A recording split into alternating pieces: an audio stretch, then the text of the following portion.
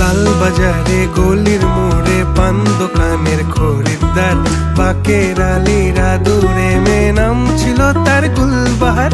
লাল বাজারে গলির মোড়ে পান দোকানের খরিদ্দার, বাকের আলীরা দূরে মেয়ে নাম ছিল তার গুলবাহার।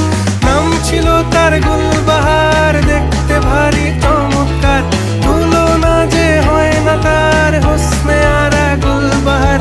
বাকের আলীরা দূরে মেয়ে নাম ছিল তার